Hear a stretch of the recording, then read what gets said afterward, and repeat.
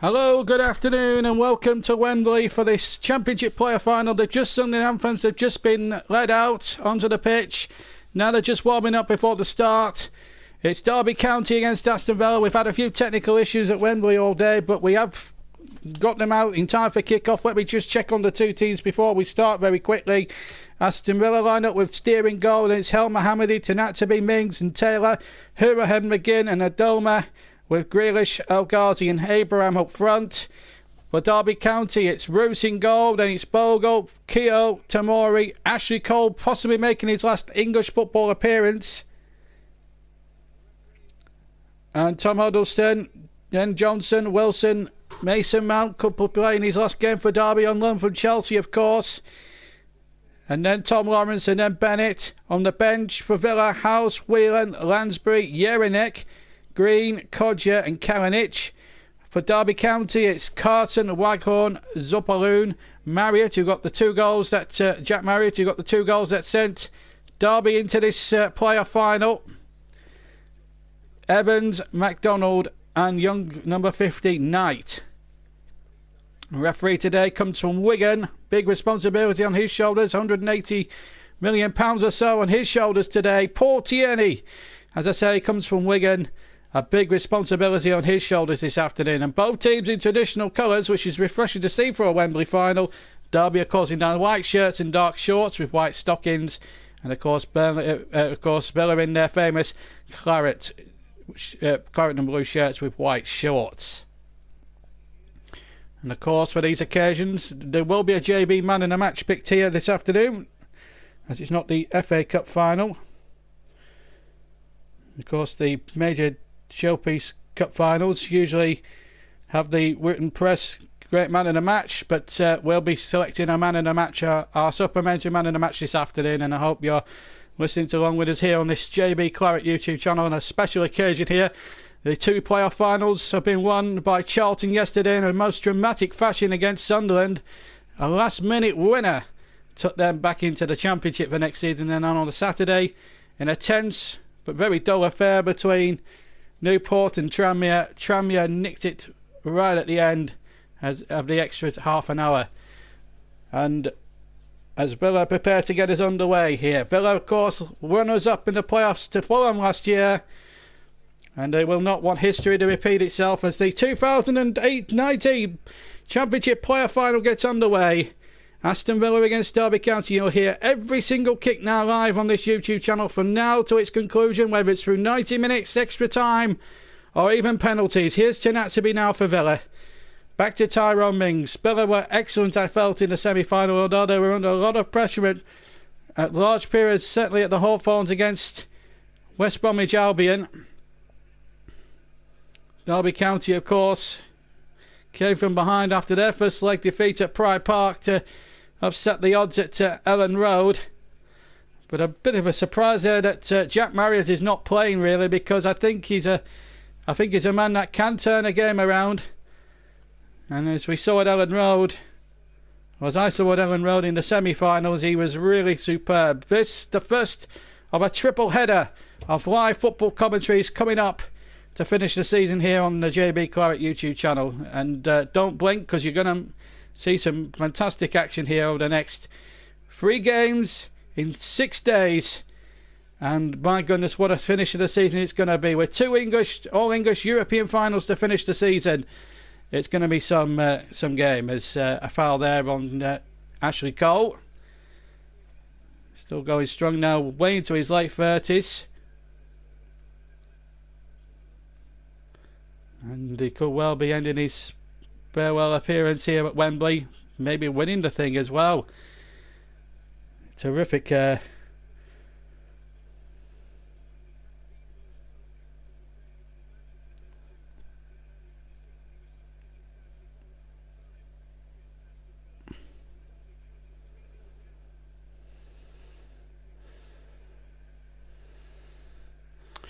as the throw is given. You're missing nothing at the moment.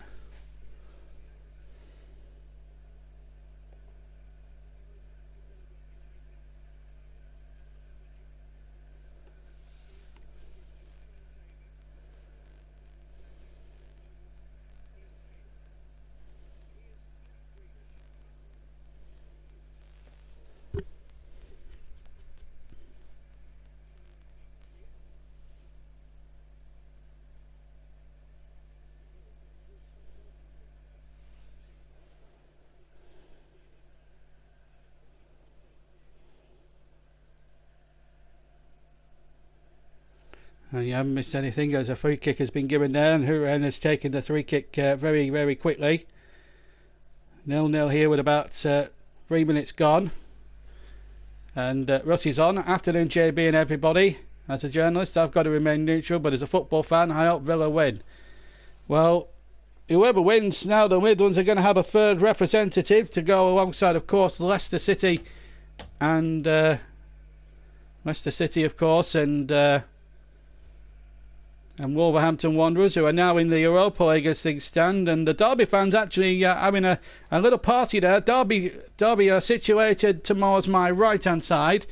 And in fact, the supporters who have been situated or segregated on the right-hand side have won the last 2 playoff games here this weekend. So will that be an omen, or will Aston Villa book that trend? Supporters are away to my left-hand side. But it's a marvellous atmosphere for this game, and it's a terrific atmosphere. As Mings gets the ball forward, sure, he was fouled there, and Paul Tierney, the referee, agrees. Tom Lawrence with the late challenge over on the left-hand side. 4 minutes almost gone here at Wembley in the Championship playoffs, and it's 0-0 between Villa and Derby. Remember, a place in the Premier League is up for grabs, and a £180 million windfall that goes with that, with the new television deals actually kicking in next season. So it's an important afternoon for both sides, as the free kick is taken short by Huren to El Ghazi on the far side. A little deflection out for a corner now to Villa. Of course, 37 years ago this very week, won the European Cup final against Bayern Munich, and I'd love to get back to those heady days at Villa Park. They crave for success.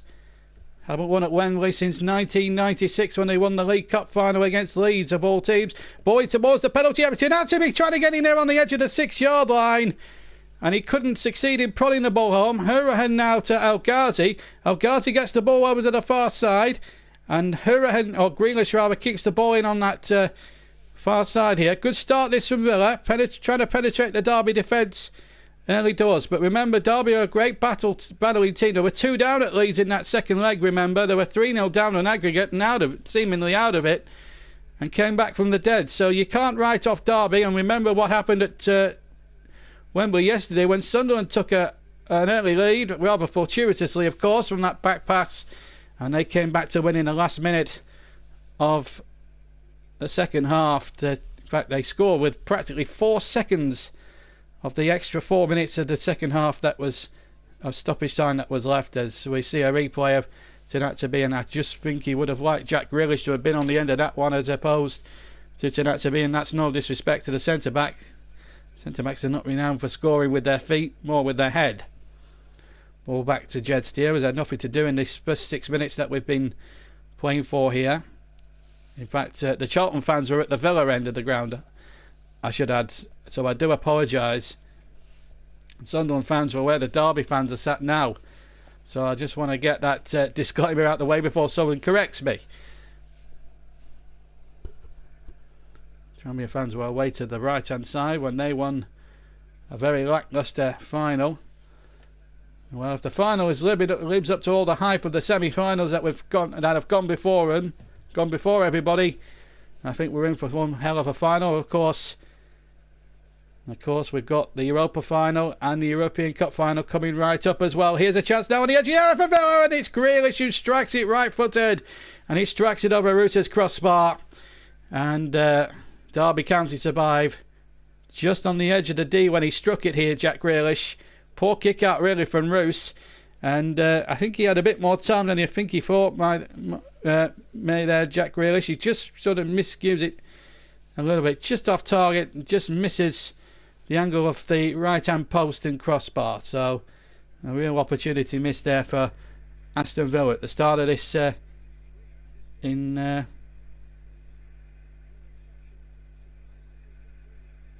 this first half. At this start, and already a foul there on Bennett by Mings, and a little bit of a set to there. Portini would like a word with the two men who are having handbags at 10 paces, Mings and Bennett.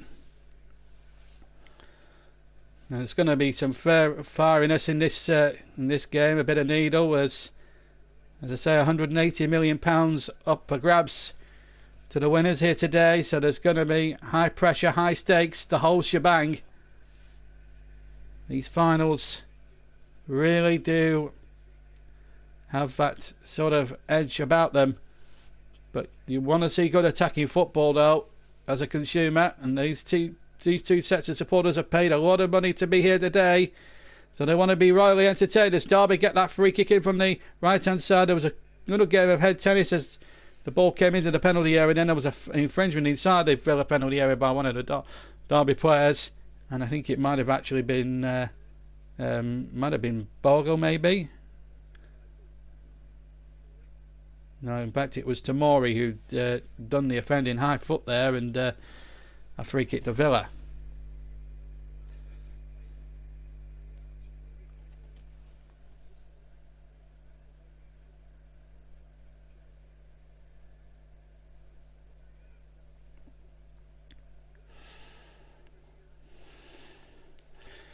As McGinn comes forward now for Villa, picks up Grealish on the far side.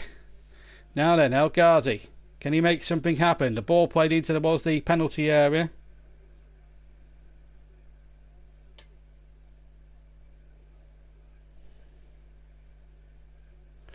And here's Adoma now for Villa. Picks it up on the right hand side, plays it into El Mohammadi. El Mohammadi touches it back to John McGinn.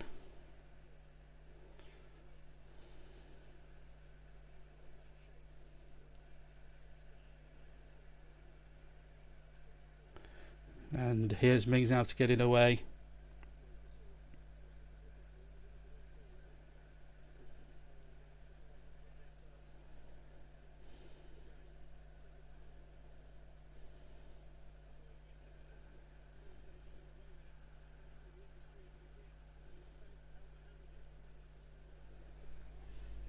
And here come Villa now. I'm just pausing a little bit there. I'm just trying to do two jobs at once, trying to answer all the social media stuff.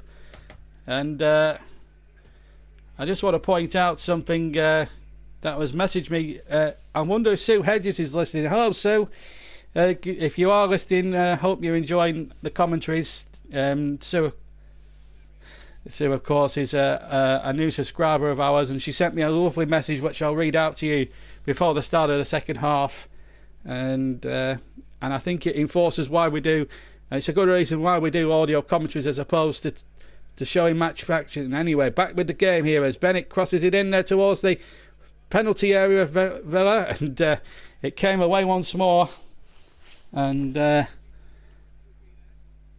really is a terrific atmosphere. Mikolas is back from the semi-final. He's one of our newest subscribers, of course. He subscribed during that epic semi-final, you may recall, against West Brom. Tamori has been penalised 10 yards inside his own half, and a free kick to Villa with 11 minutes gone, just to keep you up to date with the scoreline and how long we've had.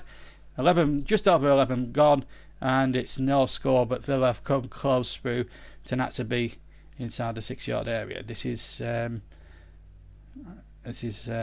Neil Taylor, former Swansea player, Premier League experience in both Villa and Derby camps. Of course, Ashley Cole with all that big game experience, of course. He's got Champions League experience, won the Champions League alongside Frank Lampard. John Terry on the opposite end of the spectrum for Villa.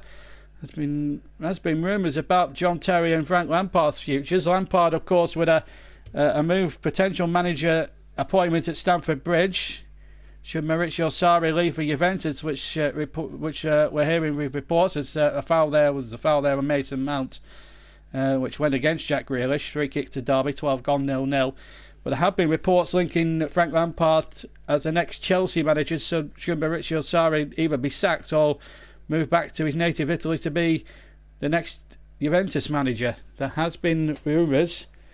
Whether they're true or not, or 100% accurate, that's to be debated, but Derby will certainly not want to lose him. And both teams finished 5th and 6th, of course, in the playoffs, and there's been talk as well that John Terry could be replacing Tony Pulis at Middlesbrough next season. But as I say, it's all speculative talk. And of course, The big news from Burnley, as you'll see in another video, that Nick Pope has signed a new 5-year deal, so Bournemouth can forget about signing him for next season. But anyway, back to the Championship.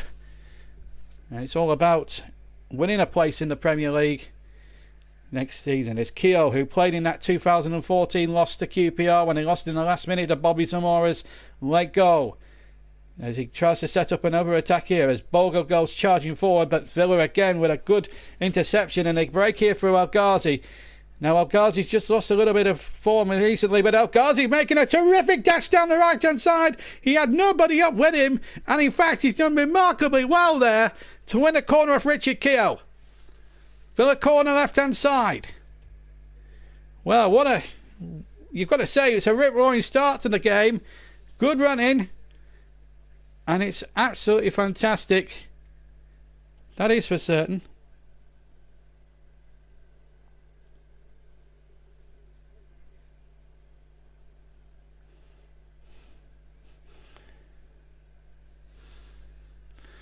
So a corner then. As the corner comes in from the far side. And they all go for it again. It comes to the back post. El Mohammed, he still might keep it in on the right hand side. Tanati plays it over to the far post. Comes back to Hurahan. Now McGinn. McGinn trying to play it into the penalty area. Mings has stayed forward. And now has lost out. And now a chance for Derby to break. Over on the far side here. But a foul there, was it by McGinn? Yes, it was. Right over by the far right side touchline. Let's have a look at this opportunity again. Derby got themselves in a bit of a tangle, but there was nobody in Villa Claret there to get on the end of it. There was a little bit of jostling and shoveling going on, but as I say, the referee, Paul Tierney, is not going to be giving decisions lightly on a day like today. And this is an important game really for both sides, because obviously you don't of course there's no Scott Malone, of course he's out through suspension, hence why Ashley Cole has come in, so that's a big...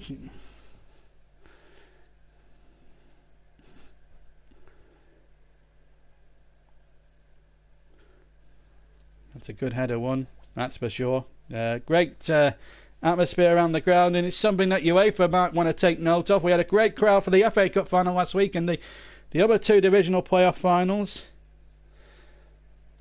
as well. And they were absolutely superb. There's a free kick to Villa, 10 yards inside their own half here. We've had a quarter of an hour still 0-0.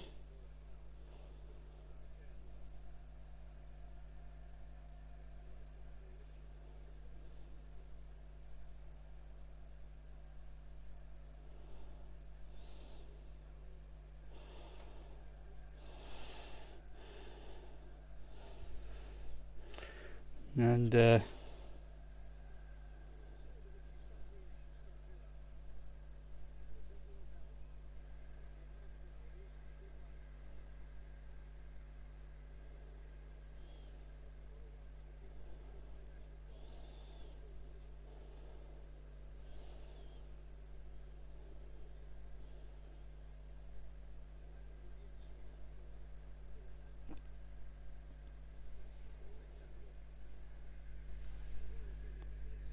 it's a terrific atmosphere. Javid Ali has subscribed to the channel as the corner comes in for Villa. We were just pausing a second as the shot comes in, and just wide. E.Core dash room says, "Come on, Villa." John McGinn hitting the shot, right-footed. Well, left foot. Yeah, we're right-footed wide of the right-hand post for Villa. Dean Smith, all suited and booted, no tie on, open collar. I think it's just the way he likes it. And Jabid, thank you very much for subscribing, and obviously I'll tell you the little message I got against Sue, because I'd love to share it with everybody, and just to make everybody understand why we do audio commentaries as opposed to showing live match action. It's a good point that she makes here. As Mounts chips the ball forward here, chance here for Derby on the edge of the Aston Villa penalty area. It's been a good first half so far, for 17 minutes gone. I don't think it's going to be 0-0 for too much longer, because I think both teams have come here not to park the bus, if you like, and but really attack each other, and that can only be good for the playoff final. It's very seldom we get a very good playoff final We didn't have the last two that we covered, the Huddersfield Reading one a couple of years back, which was the dullest 3 hours of commentary I've ever done in my life, although Huddersfield won it dramatically on penalties. And last year's final, which really was a damp squid, really. Too many fouls, although Fulham didn't deserve to win, I think, on that occasion. But Villa have learnt their lesson, hopefully, for their part, and they've got the experience. Derby County haven't. A lot of their players that have moved on now since 2014. Jeff Henrick, of course, at Burnley, and of course Will Hughes has moved on to greater things. He was playing in the cup final only a week ago for Watford, and it was sad to see them beaten so heavily by Manchester City, but you can't take away the way that Manchester City really tore Watford apart there. And of course, Russ just sympathising. No more incidents like we saw in the semi-final at the Hawthorns. Just keep it at football.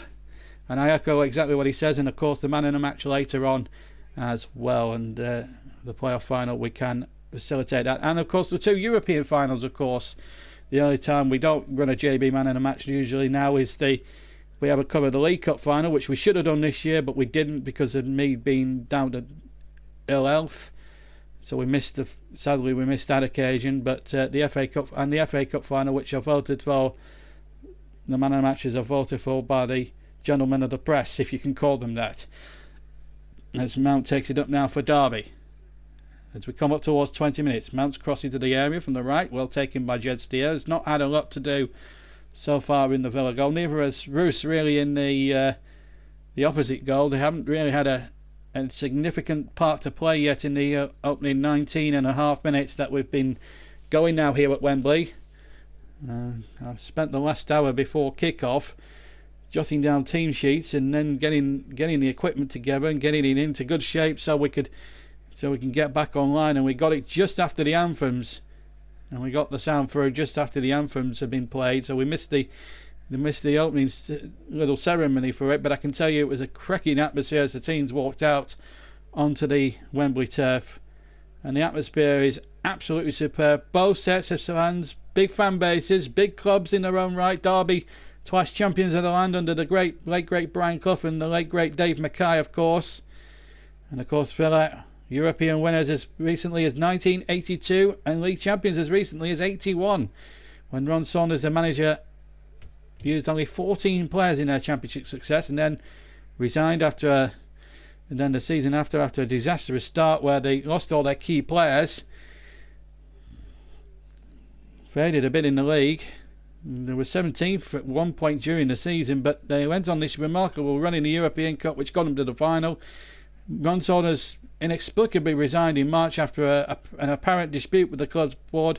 Tony Barton took over, got them to Barton down for the final, and they won the European Cup thanks to the heroics of Peter Webb and of course rookie goalkeeper in those days, Nigel Spink. 23 years old he was that night, and my goodness, he'll still remember that until from here to Sunderland. But in the class of 2019 put their own etch into Villa history.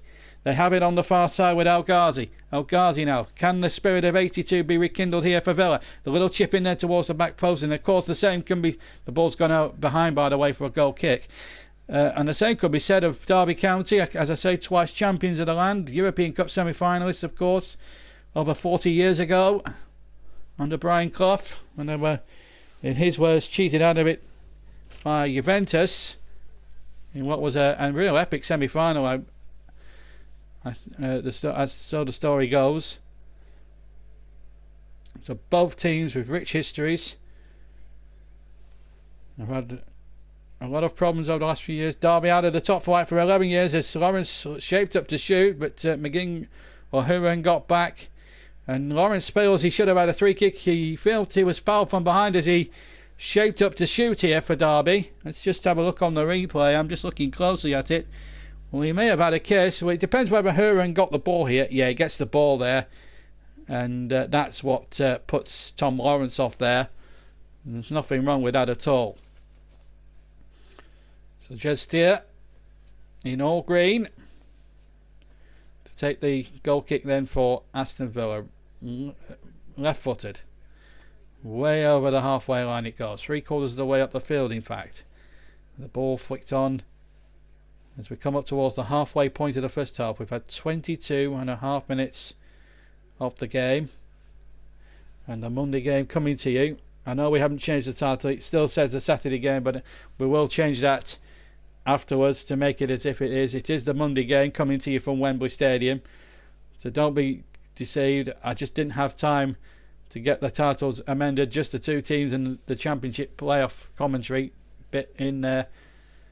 But we will amend it after the stream and amend it to a Monday game. But it is the Monday game. Just to remind you, it's not a Saturday game. But I do know I need to change the title afterwards. It's just that everything, we had all these technical problems, and we got the link just in the nick of time to do the match, and we hadn't time to mess around with the title of the stream, because we want to bring you every single kick of this richest final in football. £180 million to the winners here today, and a place in the coveted Premier League, and that is what it's all about, and every team wants to be involved in that.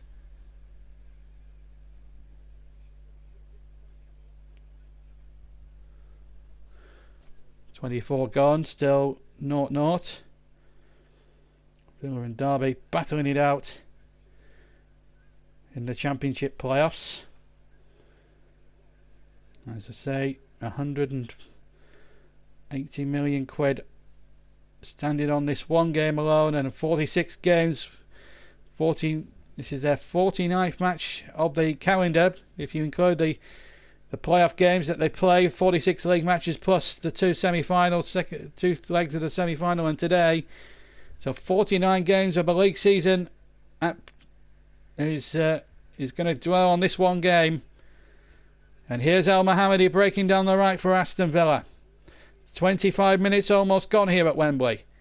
Still 0-0 in the Championship playoff final. This is Conor Hourihane, whose goal in the semi-final first leg at Villa Park against West Bromwich Albion turned the game their favour, certainly in the first leg, and then obviously they had to ride out the storm and penalties in the semi-final. They needed penalties. Derby won it after 2 legs of 90.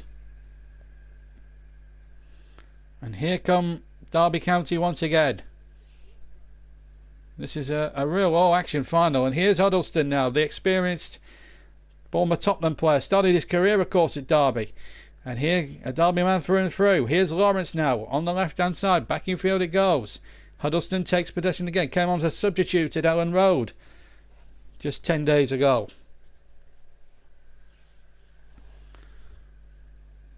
Just one goal now, and this final can really be set alight.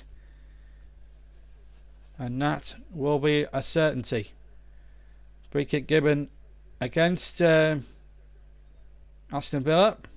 Foul on Ashley Cole. I never thought I'd be saying his name again when I started commentating on these streams 3 or 4 years ago, but he is back after a spell in America. Could he end his English career with a victory? So much experience at the top level of English football. He's been there with England, he's been there with, of course, Chelsea and 1 or 2 others. There's a bit of a shin pad change there for Bennett. He's lost his shin pad and it's just been replaced. 26.5 gone. Free kick to Derby. No goals if you just joined us. Jack Grealish has wasted the best opportunity blazing over the bar after a poor kick away by Roos in the Derby goal. It's taken short, in fact, now for Cole. Back inside to Huddleston. One of Chelsea and Tottenham players there combining here for Derby in the midfield. Over to Jayden Bogle on the far side. Battles well against El Ghazi, whose shirt tugs him over on the far side. And a free kick now to Derby. Paul Tierney is going to have a word with El Ghazi, and he's shown the yellow card there. I don't think it was anything more than just a shirt tug. I don't think it was definitely a free kick, but certainly not worthy of a yellow card. I'm not sure that could be debated. So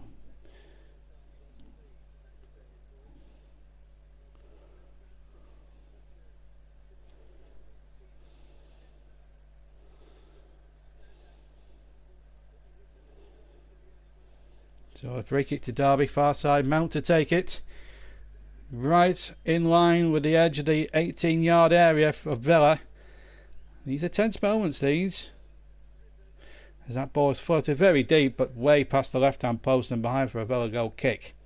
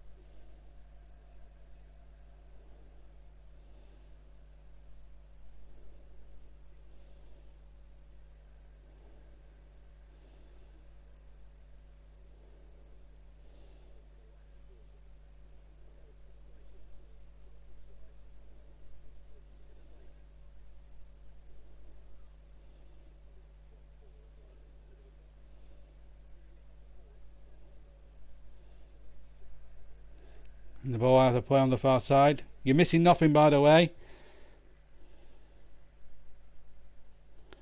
Still 0-0. Just to remind you, of course, of upcoming football coming up on the JB Claret YouTube channel in the next week or so. Of course, we have today the playoff final. This is a quadruple, the second of a quadruple of finals coming up this month. And then on Wednesday night, the Europa League final. Whether that'll be live or delayed, I'm not sure, as the ball goes back across. And Jet Steer now under a lot of pressure and had to kick it out for a throw-in.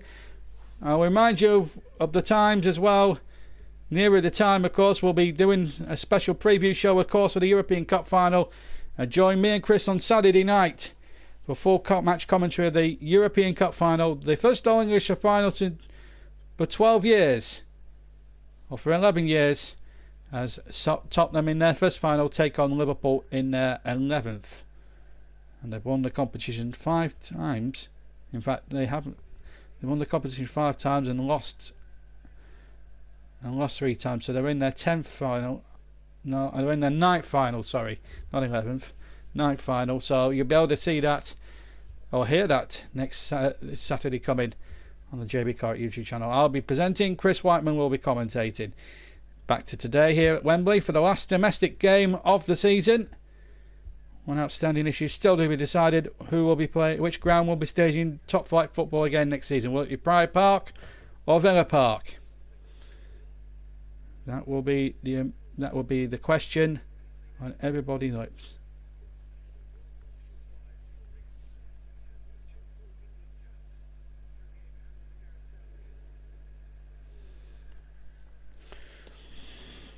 That's a good ball out towards Bennett on the left hand side. Ball played back in, and Mings was coolness personified there as Lawrence came charging in the centre, and that was a very cool piece of defensive play. Just took the ball very casually on the side of his right foot and got the ball away. It was really good defending there, and Villa have actually yielded a throw in off Tomori now just over the halfway line inside the Derby half, but they've gone back into their own half.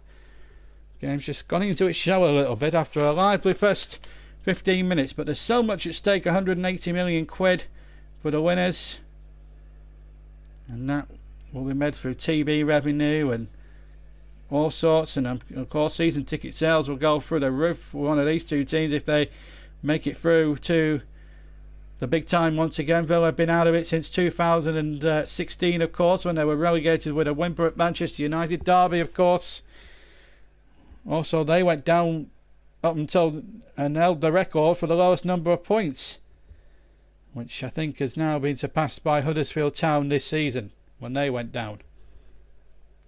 They went down that year, Derby, with just 12 points in 2008, and that included a 6-0 hammering at home to Aston Villa. Gareth Barry was one of the heroes for Villa. That particular was one of the main problems for that Derby. Couldn't cope with that particular afternoon. But anyway, here's McGinn. But these two teams operating on a very more level playing field these days, and still nothing to be separated with well over half an hour gone, 32.5 minutes in fact, and it's Villa 0, Derby County 0, as as Tammy Abraham breaks a break into the area. Abraham shoots with his right foot, outside of his right foot, and he just hits it a fraction over the crossbar. There wasn't much in it at all, that is for sure. Just over the top. It didn't miss by much, I can tell you. But it was a great opportunity there. And just wide. But it's been a really good first half. Enjoyable, to say the least. And I've absolutely loved it as well, from the word go. It's been a remarkable first half, but still no goals here as we go into the final, as we edge very, very rapidly towards 35 minutes gone and the last 10 minutes plus stoppage time of this. We've got about 12 minutes, I think, 12 and a half minutes plus any first half stoppage time to play, and we're still no closer to seeing, finding out who's going to win this playoff trophy and that place in the Premier League. That's for the winners here this afternoon. And El Ghazi now breaking down the centre. He's gone all the way through. El Ghazi, great run, and was stopped at the very last hair by an outstretched foot of Richard Keogh. He made a break. He dashed in through, cutting down the left-hand channel. He made a fantastic run. He must have run a ball of, 40 yards? Right towards the edge of the penalty area. And absolutely was stopped in his tracks right at the very last as he shaped to shoot there.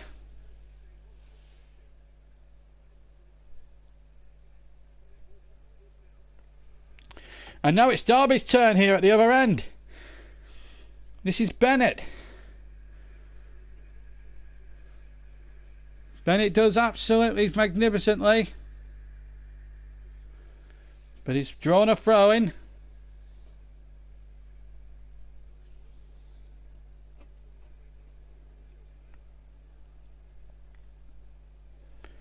As we cut in, as the ball is played into the penalty area once again. And well, we'll have a 10-minute break. 10 minutes of the first half left, and it's all happened here. Ghazi's actually made one or two great bursts, I have to say, down that left-hand channel. But I think Villa here have had just shaded in terms of the better chances in this first period. But for the first half, it's been quite an exceptionally good watch. And now the Villa fans really making themselves heard now. It's been a great first half, great atmosphere. A credit to both sets of supporters trying to make it a great atmospheric occasion. Something that UEFA seem to overlook every single year. Now we'll beat that drum until UEFA start to respect the fans a little bit more as the shot comes in from Mason Mount. Just outside the penalty area, well fielded by Jed Steer. That's the first real thing he's had to do in the game, and he did it very competently there, Jed Steer. Did really well getting the ball back from Mel Mahoney, back to Steer. His kick is not the best, but it's got through again to Adoma, who's kept that in play. And of course the substitutes could have a say in, of course, but here comes Jack Grealish here for Villa. Grealish towards the area. Grealish turning. It's a lovely ball out to the far side. A little chip back. A chance here for Adoma, but the flag is up on the near side. It's not going to count. And a free kick. It is to Derby County. But once again, a great run through the centre, cutting in from the left-hand side by Jack Grealish. And as you can see, well, I don't think he was. Well, maybe Tammy Abraham was in the offside position, and but I don't think he was active as the ball was initially played. That's the only conclusion I can come to. I think that's a little on the controversial side. I think it might have been better advised to the linesman to flag as soon as El Ghazi actually crossed the ball himself rather than the initial ball played through, because he was certainly not active as the ball was played forward. But it's such a complicated. FIFA have made the rules for offsides now so complicated. It's just untrue, and you don't know what's what anymore, quite frankly. 37.5 minutes gone in the Championship playoff final. Villa 0, Derby 0. And here's Huddleston now. Tom Huddleston now. He carelessly knocks the ball out of play over on the far side for a throw-in for Villa. Well, no goals yet. Plenty of drama, which is probably matching the drama we saw in the two semi-finals. The two semi-finals that have gone before, and they were dramatic semi-finals. It just needs one goal here, and we will certainly have a big classic on our hands here. This is all about now who wants it the better. Here's Mings now to try and get it forward here for Villa. So a late winner for Tranmere on Saturday after extra time. In the last seconds of extra time, and then we saw a terrific. Oh, that's a push there. It's a push. It's a push. That's a bit silly, that, from Tom Lawrence. It's got to be said. And that's more a yellow card than the one El Ghazi got for a foul on him something like 15 minutes ago. If we can get Grealish on the ball a bit more here, they've got every chance. Grealish, that's a no. Ball's out of play. I think it's a goal kick they've given. El Ghazi just wasn't on the same length as young Jack Grealish there. There's the Villa hierarchy there, set up there. Prince William, of course, is one of their most famous fans, and they'll be hoping that Dean Smith and his side can get back where they feel they rightly belong in the top division for the first time since 2016. Derby, you have to go back to 2008 when they were last in English football's massive banquet. So one record will be gone here today, but Derby don't have a particularly good record in Championship playoff finals. Out of 4 they've competed in the past, this is their 4th one. They've lost in 94 but did win in 2008, but they lost again in 2014, so they haven't got, out of 3 games they've won 1 and lost 2. And Derby have forced the corner over on the far side with 5 minutes to go to half time, so it allows Tomori and Keogh to amble forward from the back. As that corner comes in, Keogh with a header from 6 yards, which goes over the top, not troubling Jed Steer, not troubling the scorers, and over the top for a goal kick. But a little bit of a worry there for Aston Villa there, that Keogh jumped. Some very static Villa defenders out jumped him in the air, and well, that could have easily been an opening goal there. But as it is, it still remains goalless as we come up towards the final few minutes of the first half. And still 0-0 is the score. 4 minutes left to play plus stoppage time.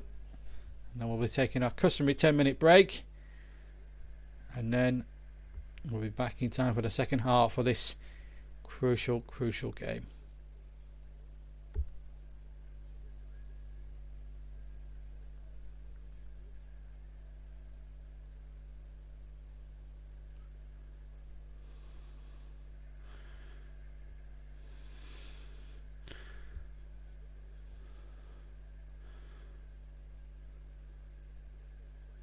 Here's Mings now, and the Villa half just trotting towards halfway. He's just inside the centre circle, gets the ball out to the left hand side, and the ball back in field again to Hurahan now, just 10 yards inside the Villa half. And now El Mohammadi with a deep cross, didn't find Tammy Abraham. Ball's come out to Jack Grealish from the initial clearance from Derby, and here's Hurahan now from Grealish's pass, had to force Grealish Barber back a bit. Here's El Mohammadi with a deep looking cross. El Zaghi on the far side trying to hook that header back across, but it's gone out of play and out for a goal kick. And Didier Drogba is at Wembley apparently this afternoon. I haven't seen him yet, presumably, but I know he's in the crowd somewhere, according to Russ. Well, It's not been the worst playoff final I think we've seen. And there is Didier Drogba, just on cue. Jared, yes, I've already said hi. You've said it twice. I don't usually say hi twice to people on the same stream. Anyway, back to the game, and it's Tyrone Mings now for Villa. And Mings now can get the ball forward, but he's lost the ball this time. Bennett intercepting, but then he loses possession, and now the ball's back with El Mohammadi. El Mohammadi back inside to Trinetzabi, and who gets the ball back to Jed Steer in the Villa goal. We're inside the final couple of minutes of normal time at the end of the first half. Still goalless here between Villa and Derby here in the Championship player final. Huron hits the ball forward down towards the left hand side, or the right hand side rather. Adoma now back inside. El Mohammadi into the 6-yard area. A goal for Villa! A goal for Villa! Inside the 6-yard area, and it's El Ghazi who came so mighty close with two terrific runs. Has scored a header from 6 yards out from a perfect cross from the right hand side. And Aston Villa take the lead in the playoff final right on the stroke of half time. McGinn involved, and definitely Adoma was onside here as the ball was played. Wiseman quite rightly kept his flag down. Then the cross from El Mohammadi, which was an absolute peach. And what a brave header from El Ghazi. He had to deal with a high foot as well from Jagan Bogle, but my goodness me, what a swooping header it was. 6 yards out, dead central. Roos could only stand on and admire that going into his left-hand corner. And Dean Smith knows that's a crucial blow. And now Frank Lampard has got to come from behind again, like his team did in the semi-finals. But it's Villa 1, Derby 0. 1 minute from the end of the first half.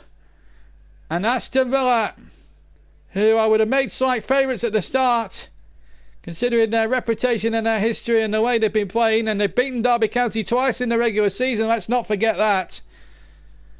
Well, we've got 1 extra minute, but they're now in front. But they can't do what Sunderland did yesterday and give away that lead. They've got to go and get a second if they can. No time, just rest on your laurels at 1-0. It's still a dangerous lead. A second goal gives you that little bit more security and an insurance policy to go with it. Back to Steer once again. The ball hooked forward, and we've had about 30 seconds of the 1 minute. Here's El Mohammadi. Takes the ball down. Lays it in there once more from Adoma's pass. And Villa now just got to see that now to half time, get to half time, and then maybe push for a second, and then McGinn is fouled. Oh, is he? No, he's not fouled there. Well, Ashley Cole protested his innocence straight away. Paul Tierney agreed with him on that. We've played the 1 minute, and that's it. Well, what a dramatic ending to the first half, and this could be a final now that really does like the blue touch paper. Keogh missed Derby's best chance, but it's El Mohammadi who's inexplicably taking off his shirt here. I don't know why he's done that. Maybe he's sweating profoundly. It is still quite a warmish sort of day, although there's a breeze in the air, but it's the Villa fans you can hear in the background that are celebrating the claret and blue scarves. And flags absolutely flying here to my left hand side here at Wembley, because El Ghazi's goal right on the stroke of half time in the final minute of normal time has given Aston Villa the perfect platform here to go and kick on in the second half. Plenty of work for Derby County to do. El Zaghi's goal after 44 minutes gives us a half time situation here in the 2019 Championship playoff final here at Wembley. Remember, a place in the Premier League and 180 million quid to the winners. It's Aston Villa 1, Derby County 0, and we'll be back after this 10-minute break for the second half.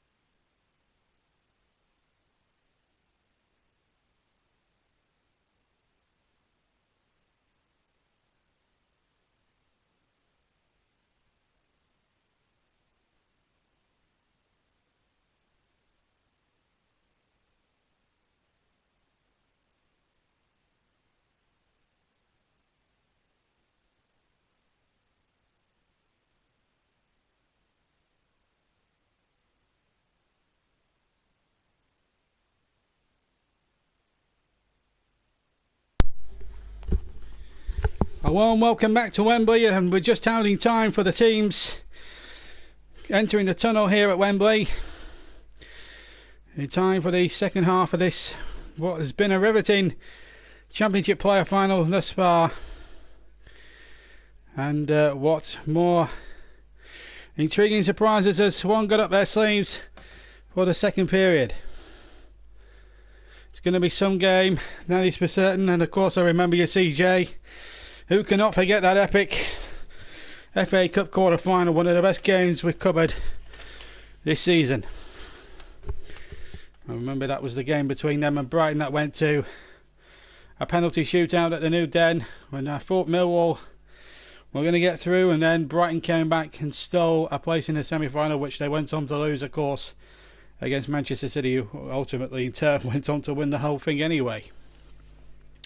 Well, anyway, welcome back to this semi-final and this second half between Derby, who trail 1-0, and Aston Villa, who lead for that goal right on the stroke of half-time through Ghazi. After 44 minutes, he's back underway. Derby now attacking the goal away to my right-hand side, where all their supporters are congregated behind, and Villa to the left-hand side in front of their fans. So, well, Villa now, if they can just keep their heads and not do anything stupid like Sunderland did yesterday and sit on their laurels when they took the lead in their match against Charlton, ultimately to then conspire to lose it in the last seconds. They can't do anything as daft as that yesterday. They must learn their lessons. And you would just wonder now, have Derby used up their luck? Maybe in the semi-finals they didn't really perform as well as they would have liked to have done in that first leg when they lost to Leeds. And oh yes, I will remember when we get a breaking play. I will tell you about that message from the subscriber. It's just been a little bit manic this 15-minute period. The queues in the bars at Wembley. Now, to get a cup of tea here at the National Stadium is quite a challenge, I can tell you. Anyway, back with the action now. As soon as we get a bit of a breaking play, I haven't forgotten Russ. It's just that with the ball in play, it's just got to. I think she'd appreciate it if I just did commentary at the moment before saying this, and we will see it at some point during the broadcast, whether it's during the match or at the end. Well, the celebrations are going on at the moment. We will mention it at some point. No foul there. No free kicking. Abraham now over the halfway line. Runs something like 20 yards with the ball, and the referee could have played an advantage there. He's gone and booked the player, but McGinn is making the point, and I think that's a poor piece of refereeing. Ghazi was in an attacking position there for Villa. Definite foul, but look at the way. Well, he plays an advantage there, brings down Abraham, who knocks the ball forward, and then the referee decides to stop it. I can't understand why he hasn't played an advantage there. Because Ghazi's in a fantastic attacking position, and he can't believe it. Dean Smith can't believe it. That's an unbelievable decision from Paul Tierney. As the shot comes in from the free kick. Right-footed, that just drifts wide of the post, but it's a goal kick anyway for Derby. But the referee again, why not apply an advantage there? Yes, apply advantage once, but you can apply advantage again. Yes, okay, book Mason Bennett if you like, but book him after the Villa attack is broken down, because Ghazi was in a great shooting position. Another yellow card is coming out. Paul Tierney now is issuing more yellow cards than Clinton's. And the latest one is Conor Horan.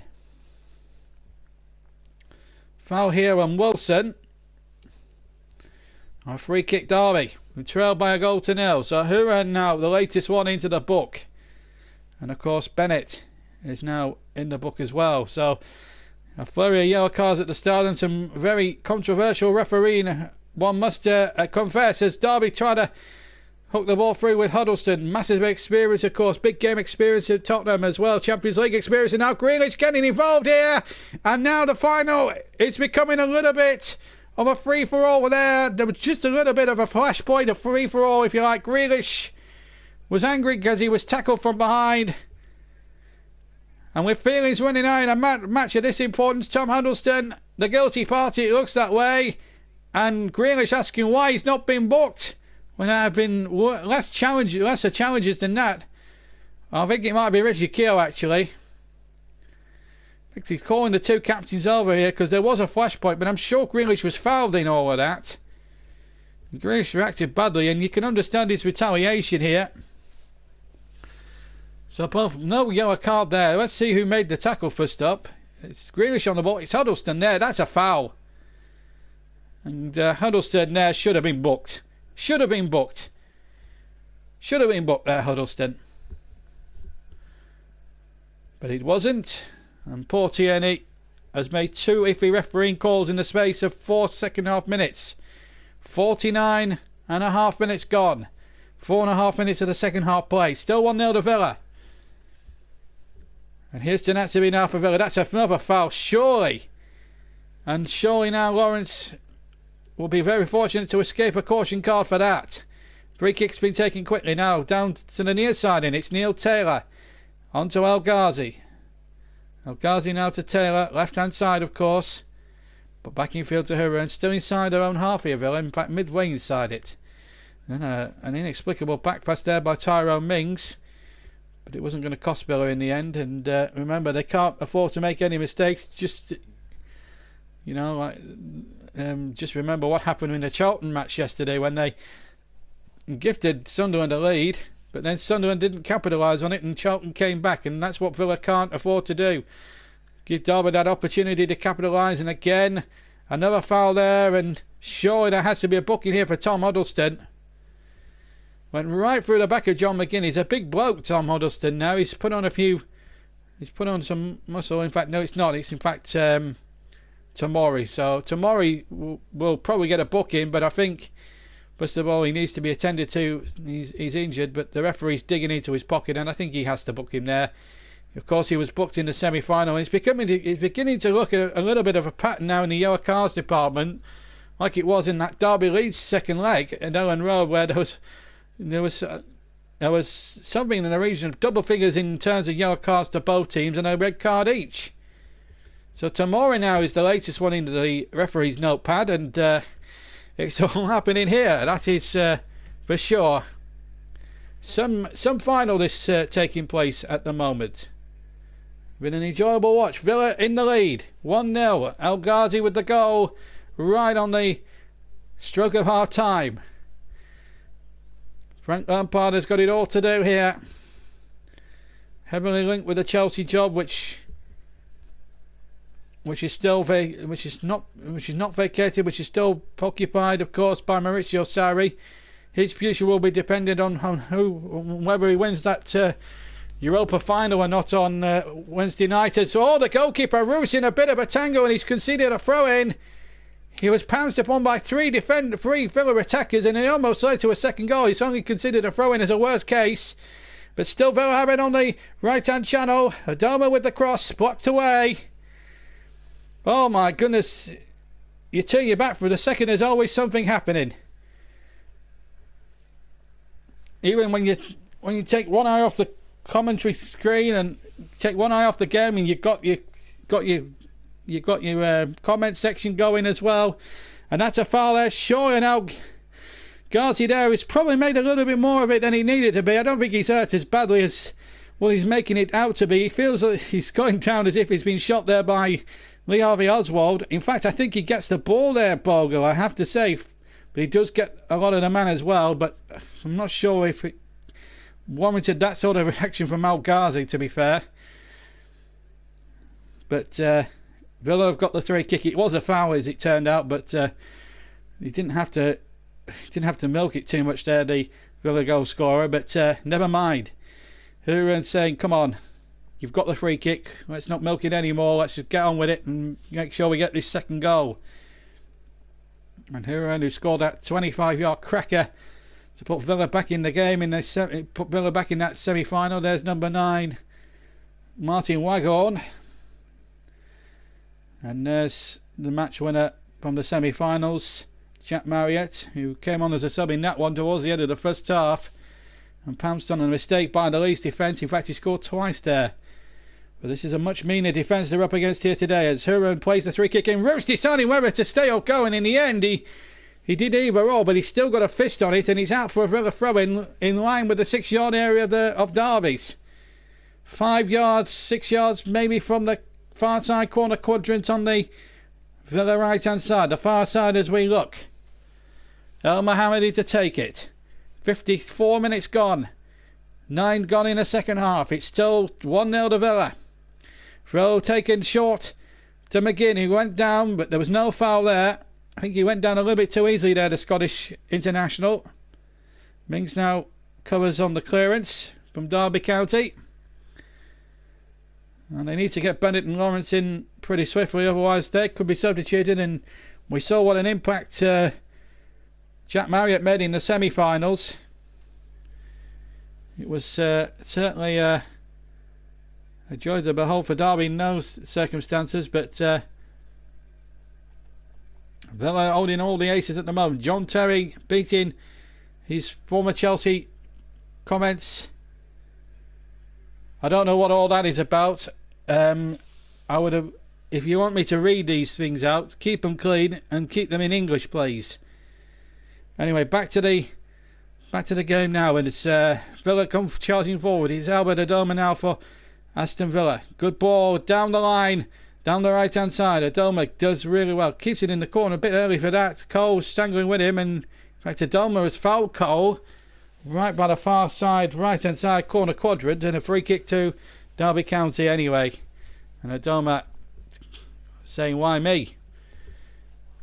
10 minutes of the second half gone. In fact, 10.5 minutes have been played, and it's still Villa leading by a goal to 0 in this compelling, riveting and dramatic playoff final, which is probably, at the moment as things stand, it's just going to go the full 90 minutes. But we'll bring you the presentations and any post-match interviews that we might get our hands on at the end.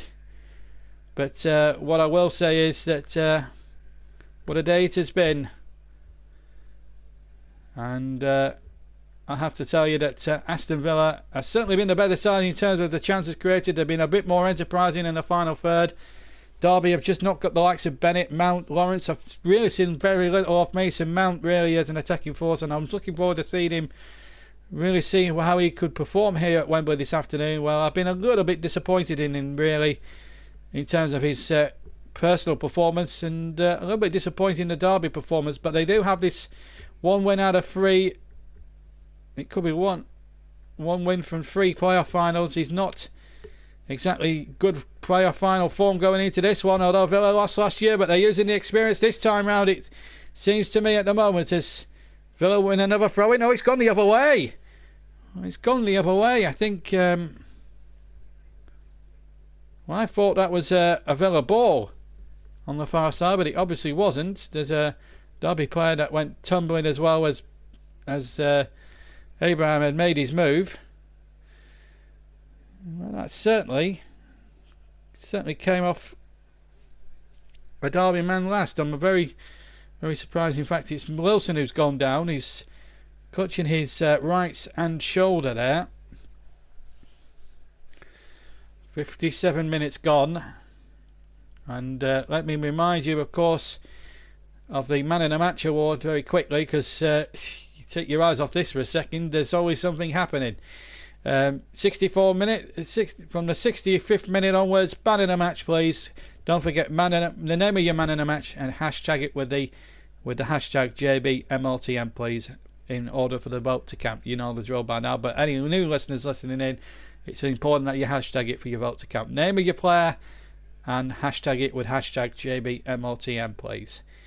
And you've got until the 65th to the 90th minute, and I'll tell you when to start voting as soon as the 65th minute comes in. I'll give you a signal. Here's El Ghazi now for Villa. Gets it onto his right foot, and a little deflection, and Rashford in trouble, and it's gone in the corner. It's gone in the corner. Villa go 2 up. It's John McGinn. John McGinn has put Villa 2-0 in the lead. A mistake by the goalkeeper Roos. And now, Aston Villa are on the cusp of the Premier League once again after a 3-year absence, and putting the wrongs of last year absolutely right. A deflected shot here. No, the goalkeeper was certainly not fouled there. They were appealing for a foul on the goalkeeper, Roos. But McGinn still in. There was definitely no foul in my opinion. as that ball trickled high into the 6-yard area. McGinn won the header fairly. He won the header cleanly. There was definitely no foul on the goalkeeper. If anything, Roos was trying to take out McGinn, but McGinn got there. He got the vital touch and got the goal that crucially will matter big time. Frank Lampard can complain all he wants, but look at Dean Smith. If you want, I'm looking at Dean Smith and he knows. And it looks as if Villa are not going to make the same mistake as Sunderland did yesterday.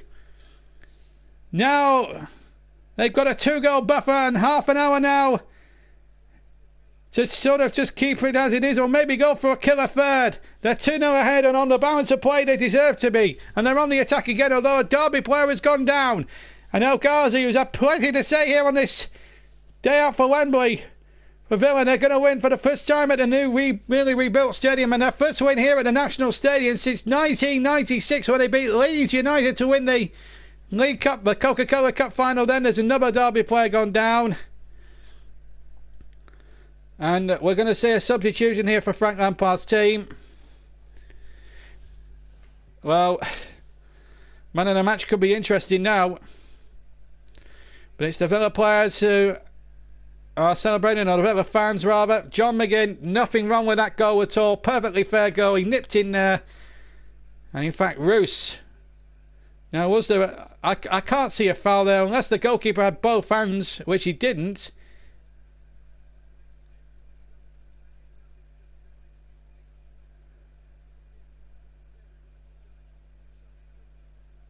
And, well,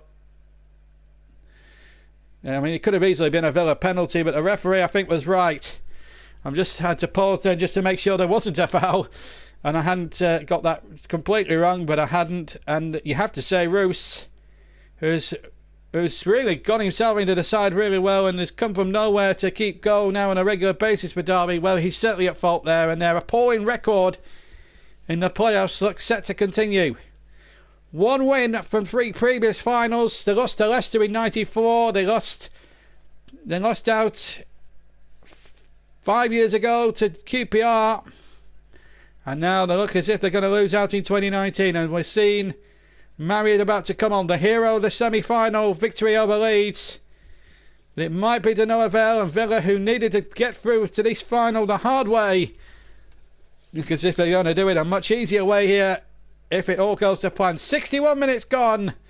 61 and a half minutes gone. 2-0 to Villa. They've had 6 shots to Derby's 3. So, which is not a bad ratio for a playoff final here, certainly in recent times.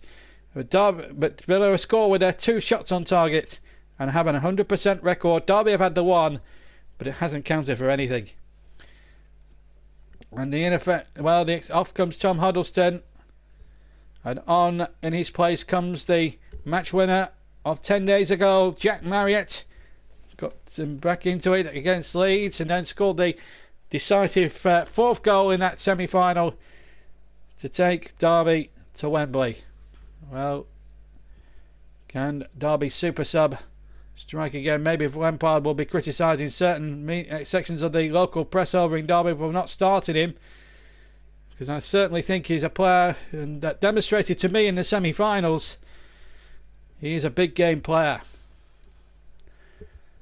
Well, it's not looking good for the Derby hierarchy, but I think they'll be happy with Frank Lampard in charge for next season. But whether or not he'll stay or go to Chelsea, that's the burning question. But still, Sarri's future could all rest on that Europa League final, of course, coming up, and you'll be able to hear that during the week, and then live from Madrid on Saturday, coming up on Saturday, when myself and Chris Whiteman, so no 10-minute intervals because I'll be presenting that night. He'll be bringing the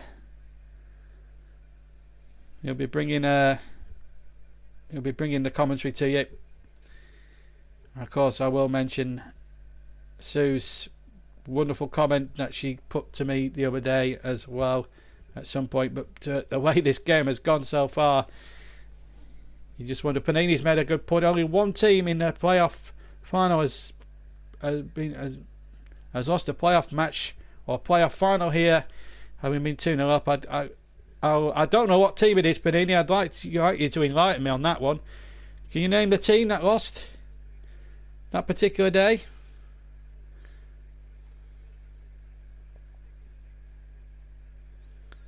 Well, who knows? But we're now heading towards the 65th minute,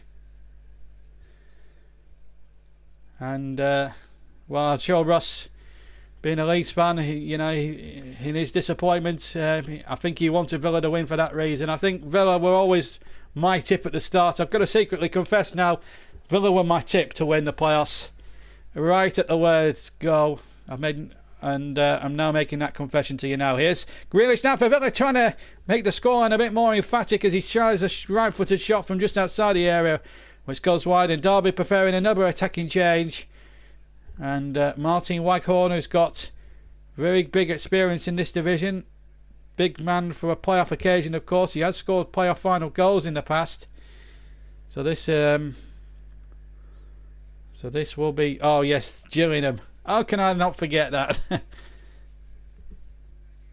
Yeah, but it was the start of the comeback trail for Manchester City, and look what they've achieved now. But I'm not sure if Gillingham had won that day. I don't think they'd have been taken by Sheikhs and Arabs and things like that, all due respect to Panini. But anyway, here's Derby now with a chance to pull one back, and it was Bennett's cross from the right hand side, and it's out away by El Mohammadi. And voting for the JB man in the match is now open. We're into the 65th minute, folks. So remember the name of your player plus the hashtag JBMOTM. It's important that you do that. Hashtag it with JBMOTM, and just like Russ Vernon has just done there, and he's given his vote to El Ghazi, who the scorer of the first goal and made two sublime individual runs. And he's laid in again by Grealish inside the penalty area. He goes down, showing that must be a penalty. I thought Keogh pushed him over, but the referee wasn't interested. Goal kick Derby. Well, Keogh has definitely pushed him there for me. I think that's a penalty. I think the referee should have ordered a penalty. I think Keogh is a very lucky man.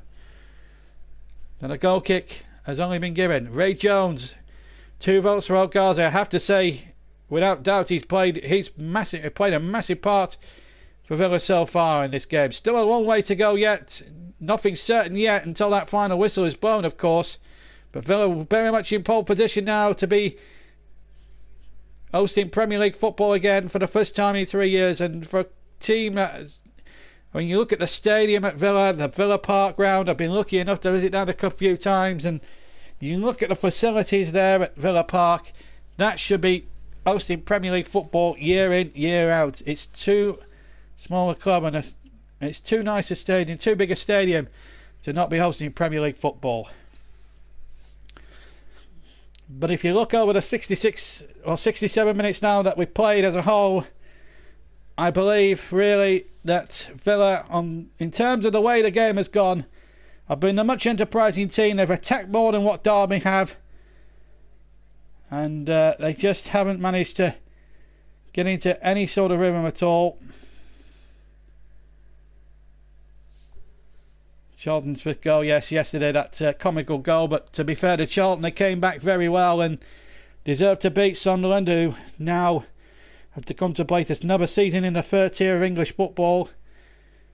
Hard lines on Jack Ross's side, but delighted really for Lee Bowyer. What a job he's done there. They had 16 players, Charlton, at the start of the season, and yet against all the odds they snuck into the playoffs in the last couple of games, and have snuck through and had to sneak through in a dramatic semi-final, I remember, at the Valley against Doncaster Rovers, and then they came from behind. 4 seconds it was when that goal went in from the end, and on comes Martin Waghorn to replace the ineffective Bennett.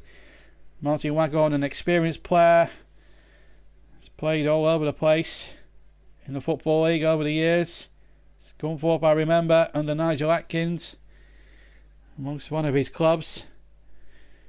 Has won the playoffs with Scunthorpe when they got into the Championship a few years ago, so he knows what it's all about, these big occasions. But at the moment, he might not be adding this year's Championship player final to the list of promotions that he's achieved down the years in his Football League career, because Villa are in complete control and are in complete pole position here to take that final Premier League place and join Sheffield United and champions Norwich, who beat Villa on the last day of the season to claim the title.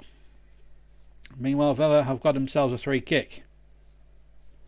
2 defeats in 14, Villa. If you include that 1-0 second leg defeat, although it did go with an aggregate score of 2-2, and they won on penalties, of course. But Villa have been a much better side. They've been enterprising. They've looked very, very threatening in the attack, and I've enjoyed their afternoon out, and I've really put the wrongs of 12 at the moment, putting the wrongs of 12 months ago completely and utterly right here.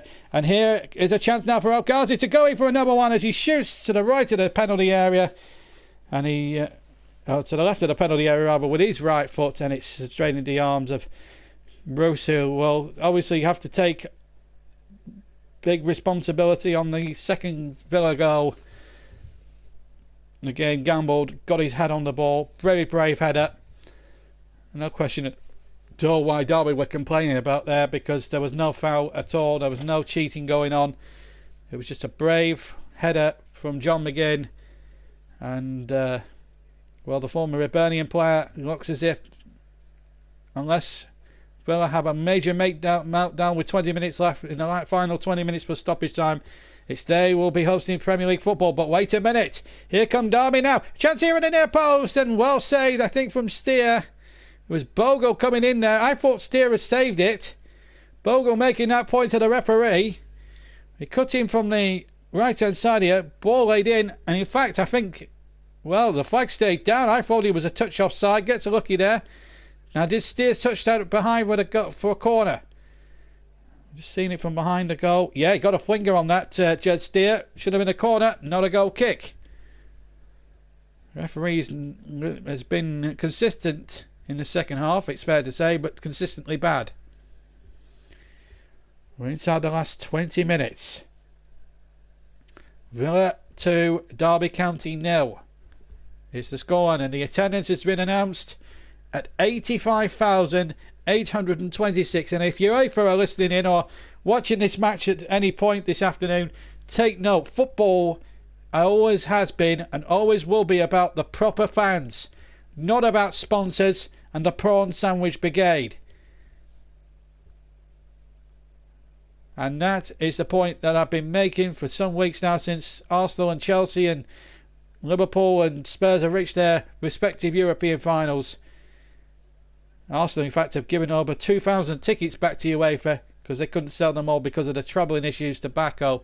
Why could they not hold the final here? There's no reason, logistical reason why they couldn't have done that. I find that absolutely ridiculous, and it's all to please the Forum Sandwich Brigade. But anyway, we're just going to concentrate with a proper game here of football as Derby comes charging forward, and it was a shot from around about the 20-yard mark, which goes well wide of the left-hand post. And it just sums up, I think it was Mount who had the shot. Now the rain is coming down, I think, here at Wembley, and we're going to see a change here. Off comes Albert Odoma, and on in his place is number 19, Green, Andre Green, about to come on. And what a day this is going to be for Villa. European champions 37 years ago to the week. Who can forget Peter Wiff, Nigel Spink and all that. And there's also Tom Lawrenceoff and Florian Josefzoon. Josefzoon is now on now for the remainder of this game. But quite frankly, unless Villa have a major breakdown in the next 18 minutes plus any time added on, and I think Derby's luck may have run out. They do look a team that just haven't turned up today, and you just wonder, have they played one game too many? Was the luck they had at the momentum they had at Leeds in the semi-final running out anyway? You've got to look closely at that. And I'm delighted for Villa, because to be fair, Villa this season, when we covered them, and this is the 4th time we've covered them this season. We covered them in the second city derby against Birmingham, that 4-2 game, and we covered them for both legs of their semi against West Brom, and we covered them today. A lot of the Villa fans have been on and I've made a contribution in the comments section. Very rare for competing teams, as the ball headed on towards Wagon, and it was well taken there by Steer inside the penalty area. And I've got to tell you that the Villa fans on here that have commented have been first class this season when we've covered them. As I said, we've commentated on them 4 times this season, and every single time they've always contributed to the comment section. So well done to the Villa fans, and I think it'd be nice. I think Villa to be back in the Premier League next season would not be a bad way, and it would give Wolverhampton Wanderers some proper local derbies as well. So that will be great to see as well. But Villa are not far away now, just a quarter of an hour just over to go, and they know if they can just hold on or even go for a third one, that their aim is going to be on that playoff trophy that they felt that should have been 12 months ago. But I felt they were a bit unfortunate 12 months ago when they lost to Fulham, but they've put the wrongs right so far. Cornered over Derby, and now the Derby fans must get behind their team with a quarter of an hour left to play. And this really is the opportunity that Derby will be hoping now. They've got to get themselves a goal here. The next one for Derby is also crucial. If they can get it, they're right back in it. Corner into the 6-yard area, and up came Tamori, and he couldn't get a good contact on the ball. And then the shot back in, and just wide. Just wide of Jed Steer's right-hand post. And Derby, for a fleeting moment, thought they were back in this final. A bit of a Krause, and I couldn't tell who had the final shot in the end. And I think it was Marriott, in fact, who swiveled inside the penalty area. Then match winner there on his left foot and just narrowly wide of the near right-hand post, or the far right-hand post. And Wagon's reaction there, I've just seen there, tells you everything that really you need to know. Well, we've had something like 14 shots in all, 8 for Villa, 6 for Derby. So there's not been shy of any shooting. Villa have had 3 on target, scored 2. Derby have had 1 on target, scored none. And Villa have given away a free kick. John McGinn has fouled his opponent over on the far side, deep inside Derby territory, however. So not too much danger yet for Aston Villa, whose hierarchy will be taking a very close look at things now. Prince William in the crowd, looking considerably relaxed, I've got to say, the Duke of Cambridge. Still just under a quarter of an hour still to go, and I think he'll be able to relax a bit more. Remember, he presented Manchester City with the FA Cup. The soon King of England is in the crowd. He is an Aston Villa fan, and it's he's very casually dressed today, Prince William, I have to tell you. He's in a baseball cap, and he's looking very, very casual, looking very outgoing today. Here's his team on the attack again without Ghazi. He made another terrific break. Here's Grealish back inside the penalty area. Good tackle there. Inside the 6-yard area. I thought Grealish might have shot to the left of goal there as El Ghazi laid it in. Keogh comes away with the ball, meanwhile, for Derby County towards the centre circle. Now the ball's over the halfway line. Derby needing snookers and 2 goals here. But how many times have we said that before in recent weeks, and teams have come back to strike while they're high in his heart, and the shot in over the top from Wilson. Way into the crowd for a goal kick. This was a great opportunity here. Left foot. And he got right underneath it here, the Derby County skipper. In fact, he hit it wide as well as over, which might explain a few things. Jason Aspy, thank you very much for subscribing. And of course, if you already have subscribed and you haven't already subscribed, or if you haven't subscribed and why haven't you, hit that notification bell, because you're going to get 2 more big notifications this week: the Europa League and the European Cup final commentary, which is now confirmed on Saturday as a big live occasion here on the JB Clark YouTube channel. You'll be able to hear that with me and Chris Whiteman. And Chris will be doing the commentary that evening. But here come Derby now, looking to get back into it. It's a corner kick. And now the likes of Waghorn can wait inside the area with relish. As we see again, Derby looking to try and make things happen here. Johnson trying to make something happen on the far side, but it's a corner now, and Derby has some pushing and shoving, or a bit of cramp going on here. It looks like a bit of cramp here for Tyrone Mings. Although Marriott and now Ghazi having a little bit of a jostling match going on inside that 6-yard area. Corner now for Derby. Mount to take it into the 6-yard area. Flicked on, and a chance of a scramble, and it's not away yet. And off the line. And behind for a corner. I think it was off John McGinn. Panini, don't go promoting BT. Promote my channel. You're a moderator. Don't promote the opposition. We need, as the corner comes into the 6-yard area. Once again, it comes back there. Shot in and wide. I think it was Bogle who had the shot right footed. It goes wide of the target. And behind for a goal kick to Villa. And you know, when chances don't go in there, there was a couple of efforts there. There was Johnson in there. There was Tamori in there, right in that 6-yard melee, 6-yard box melee. But well, maybe Frank Lampard, so many times a winner as a player, will have to taste a very rare being in a major final, a defeat. That's it, Russ. You're being loyal to the channel now, Russ. You're being loyal. He knows that we do unrivaled commentary. You'll be listening to Chris as well as me. Chris will be doing the actual commentary, Panini, not myself, but I will be presenting and doing a half-time wrap-up and things like that, as we've got a breaking play here. Ball, not to Roos's liking, but to the referees, and he said, come on, just get on with it. You and your team haven't got much time to waste, and he's quite right there, the referee, Paul Tierney. 2-0 to Villa. Less than 10 minutes to go. But Derby needing snookers. Here's a chance now for Waghorn inside the area. What a tackle that was by Mings. Very brave. He's down on the ground. But Derby are playing on because it's not a head injury. And the ball laid in. A chance it has gone in. And Derby have scored. It's 2-1 and it's Marriott again. The hero in the semi-finals has pulled one back for Derby. Are in for a grandstand finish now in the Championship playoffs. Waghorn had got away. It was a great challenge there by Tyrone Mings, no doubt about that. And then the ball hooked back into the danger zone, headed back in there by Bogle, and then the right-footed shot from Marriott past Jed Steer into the left-hand corner has given Villa now some anxious moments here, because Derby are back in the game.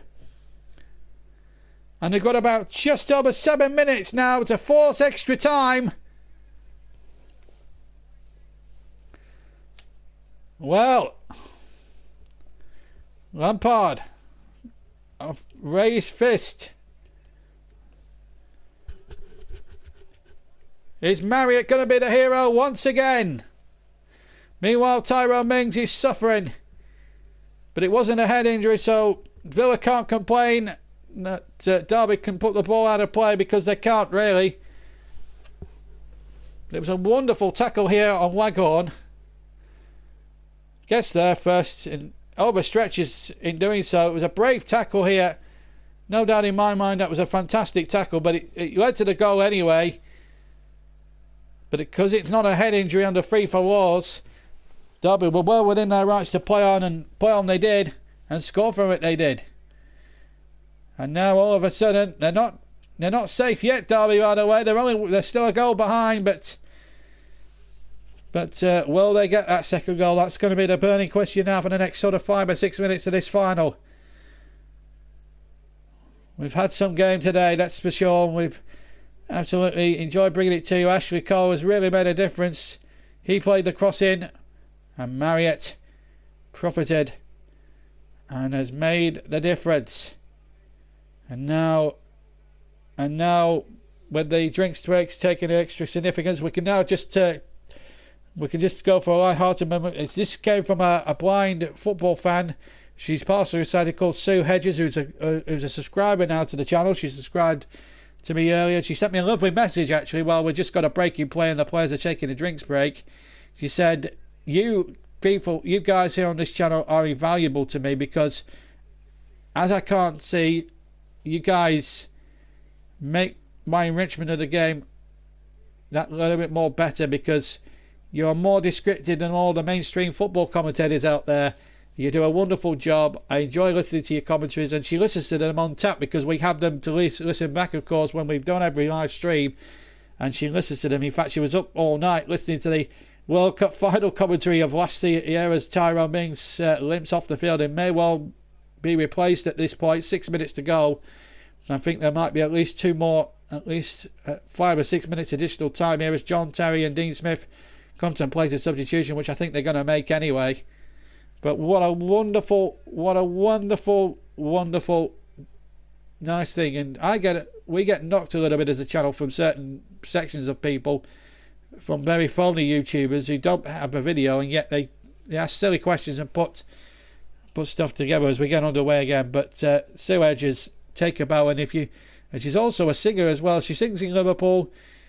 Give her channel a bit of support. She does upload videos, and she sings a lovely note, I can tell you. She sings around all the pubs and clubs up in Liverpool, and she's damn good at that as well. And she does all sorts of good, but she loves her football, and she will be. And hopefully, if you're listening, Sue, send me. If you're listening, Sue, I hope you're enjoying the commentary. Needless to say, I sent her a message back. But we are a great service and a great help to the people that can't see, or can't see, and who sadly are blind and partially sighted. And this is one of the big reasons why we do audio commentaries as opposed to showing match action, because if people are registered sadly blind, as Courtney House now comes on for the final few moments now, just to show things up. But it's nice to see that we cater for all sorts of people. It doesn't matter what disability you are. If you're a football fan and you enjoy the game passionately, it doesn't matter what sort of person you are, whether you're male, female, or whatever, enjoy the commentaries, and we'll enjoy them just the same. But a lovely comment from Sue Edges, and I hope you're enjoying our wonderful playoff coverage as we just see a replay of the goal scored by Jack Marriott that brings Derby County back into the contention in this Championship playoff final. Might have got a little touch actually off Waghorn. Well, they'll be able to debate that afterwards, but it looks as if Waghorn might claim it. But the two substitutes combine, and Derby now have 4 minutes plus stoppage time now left for them to save themselves. But it's a free kick to Villa just midway inside their own half, and now they just not make any more mistakes. Villa, they're 4 minutes plus stoppage time away from a welcome return back to the top table of English football after a 3-year stay. Derby, it's been a long wait for them as well, 11 years. But as things stand, that wait may well go on for another season. And then there's the question mark over Frank Lampard. Will he still be at Derby next season, or will he be new Chelsea boss? Well, that story will play out over the summer. It all depends on whether Maurizio Sarri wins the Europa Trophy on Wednesday night, of course. And here comes El Ghazi, who's had a terrific game. Remember, you've still got 3 minutes to vote for your man in a match. Name of your player, please, plus hashtag JBMLTM. Important you do that. 2 votes for El Ghazi, and he's looking to be our man in the match. Plays the ball back into the penalty area. Oh, and Grealish, Robert Green couldn't lay in Abraham in. And in the end, it's cleared away. No foul there on Ashley Cole. It's play on now, says the referee. What a final this has been. A foul there by Marriott.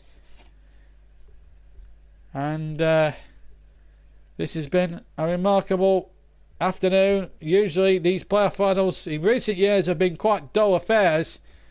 Certainly the last couple of years have been quite dull affairs. But I have to say, for a playoff final, this has been one of the most open playoff finals I think I've seen for a very long time. And it's been refreshing to see great football played over the last few weeks.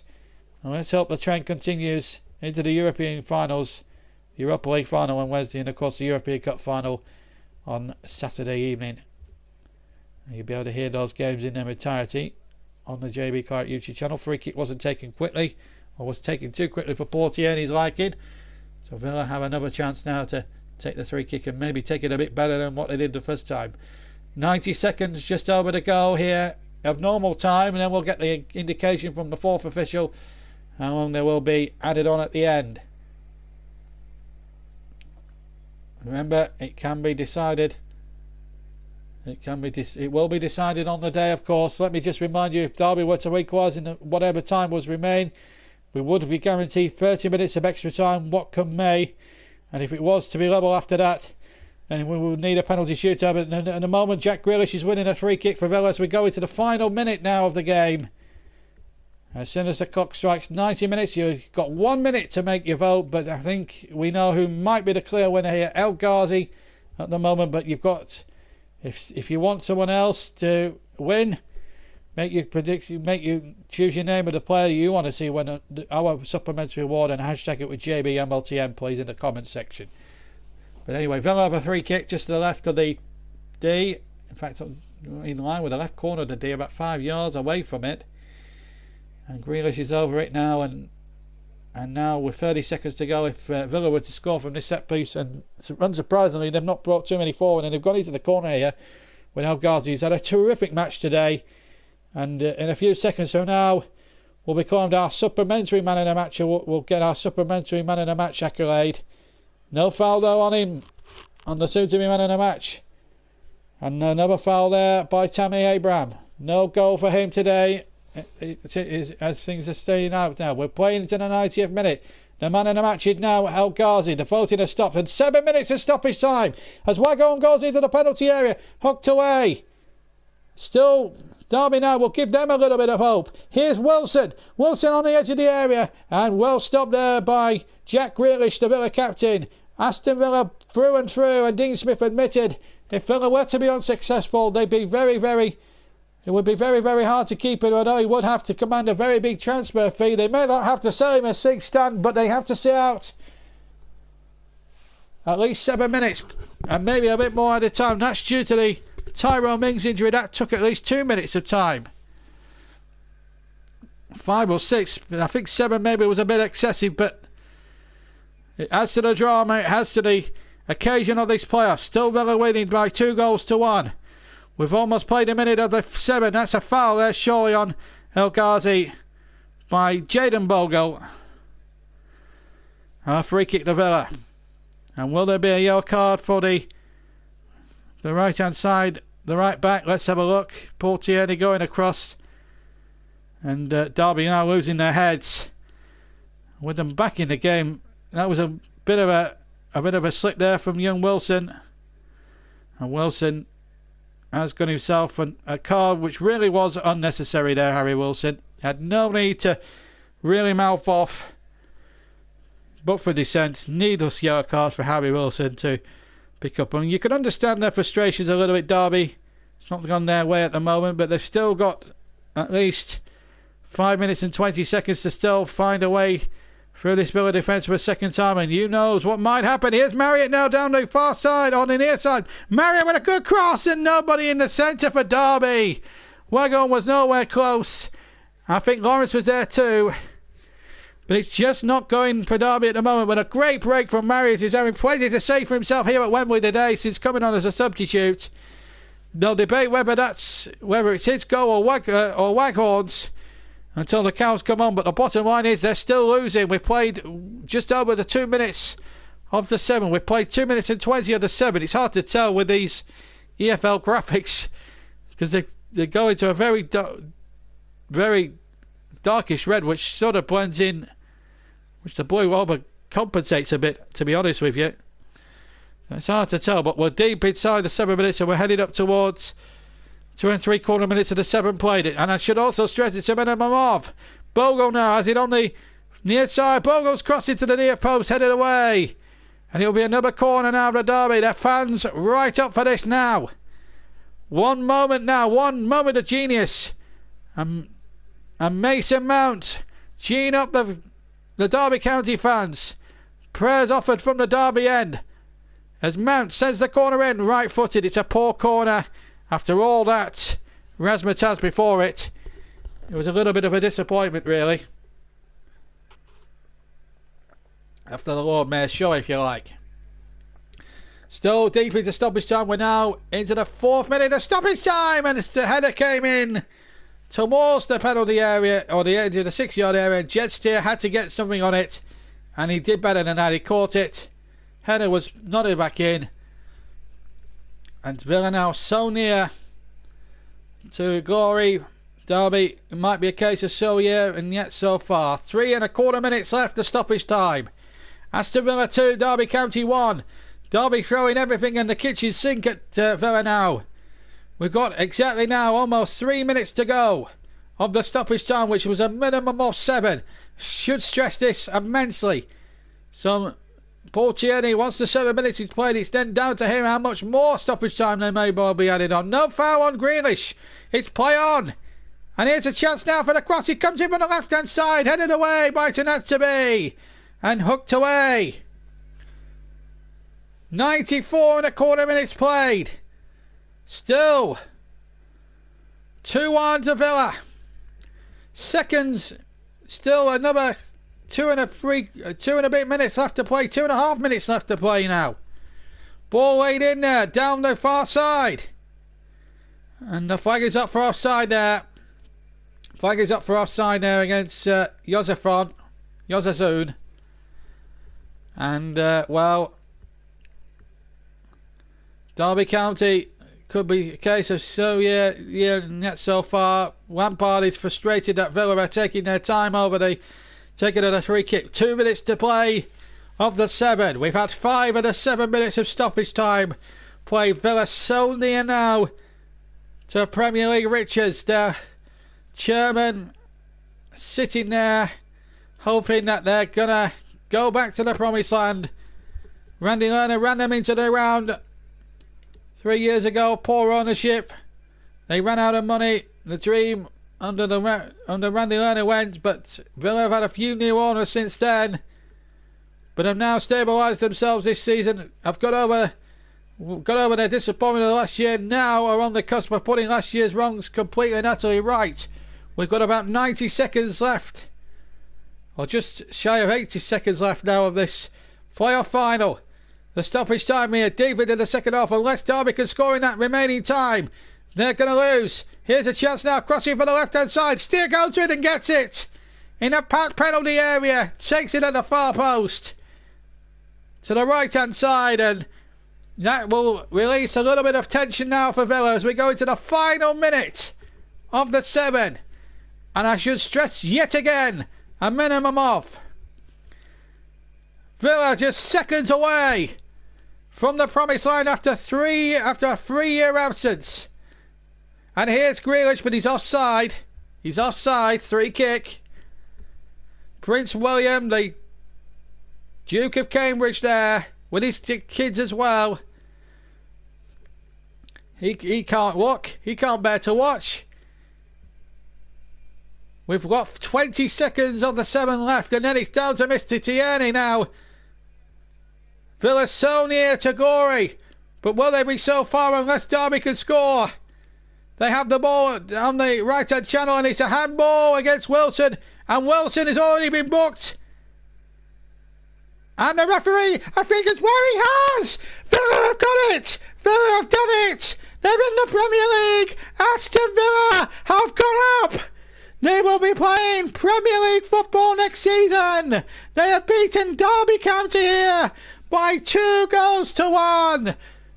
And what a game it turned out. Look at the Dutch, look at the Duke of Cambridge there.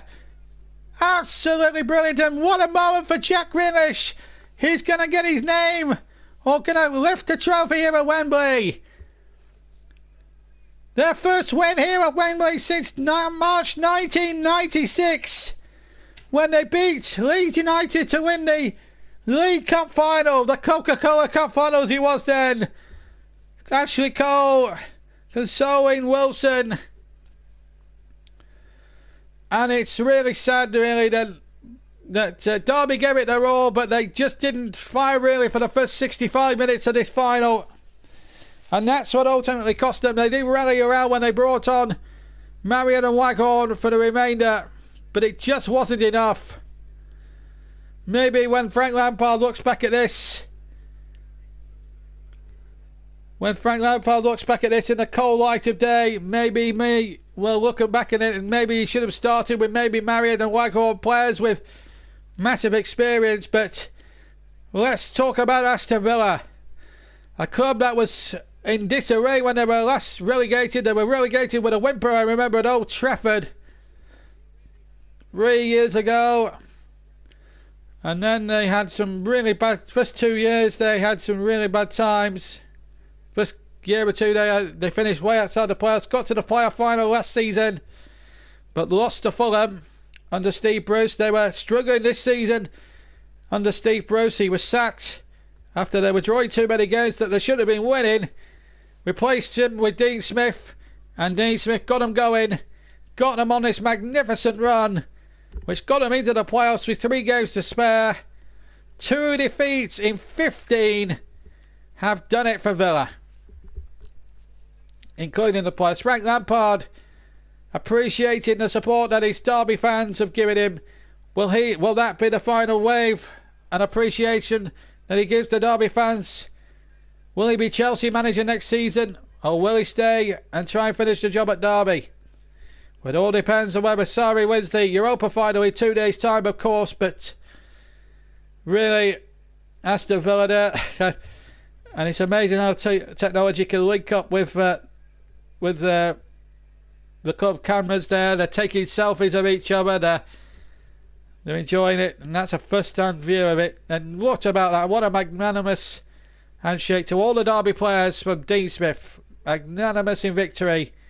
But it's Aston Villa who take the spoils. Goals after 44 minutes from Ghazi, who was our man in the match, and John McGinn were enough. Waggo pulled one back. He was confirmed as the goal scorer, not Jack Marriott, as it was at the time. But it's Villa who are going up. Well done to Ghazi and all the people. And shame on Derby County fans for not commenting as well. There's a few Villa fans who have commented. This is the 4th time we've covered Villa, and they've always come out on top each and every time. Yes, they lost to West Brom in the second leg, but won on penalties overall. And Prince William, the proudest celebrity Villa fan you could ever wish to see. We are going up is the signal from Villa. The banners tell you that. And Frank Lampard, is this a wave of goodbye to the Derby fans? Pure speculation, of course. But really, you know, players like Conor Hourihane who have been through the real up and over it. You know, came from Barnsley, didn't do as well as he would have liked in the first half of the season.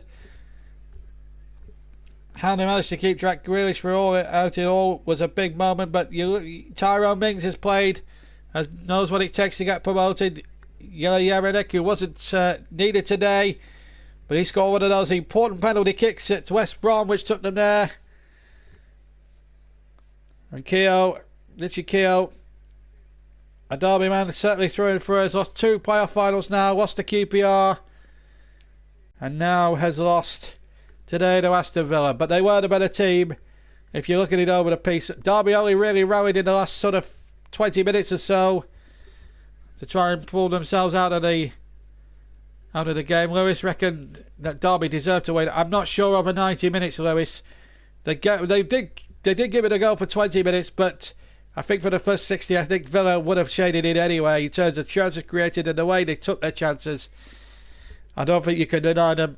I think the better team won on the day over the piece anyway. But certainly for the last 20 minutes, Derby, in fairness to them, they made a game of it, but they just couldn't come back. And I think you feel for Roos, the goalkeeper, whose mistake really led to the decisive goals, it turned out, scored by John McGinn.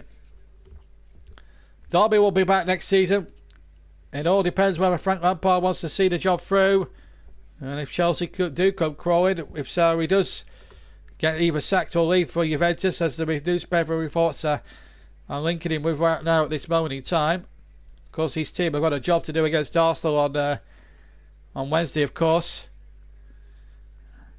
Better team won, and a brilliant commentator covered the game. Well, thank you, Russ. And I'll be back on the mic hopefully on Wednesday for the Europa final. And then Chris Whiteman will be definitely commentating on the European Cup final to finish our season. I will be alongside him presenting the match. And you'll get the best build up this side you get the best. You get the best build up this side of Europe, I can tell you.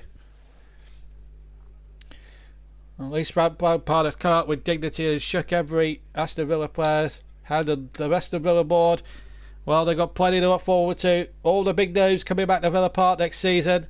The likes of Manchester United, Liverpool, Manchester City, the champions of course, Arsenal, Tottenham, Everton, even my beloved Burnley will be going to Villa Park next year. Everything will be there for them. They go up alongside Norwich City and Sheffield United, who were automatically promoted, and now Jack Grealish will lead Villa up the famous 107 steps to glory. It was just as good as the cup final last weekend. More dramatic than the cup final really was last week. But they're a proud team, Villa, an absolute proud team, and they deserve every success they get right now. 3 years in the doldrums, 4 or 5 years really in the doldrums, really, Villa. They were fighting off relegation in their final 2 years of their final Premier League spell, and then went down with a win for 3 years ago. Took them a while to adjust to the second tier a bit, but after 3 years of trying, they're back where they really truly belong at the top table. For Derby County, the wait will now stand at 12 years from next season.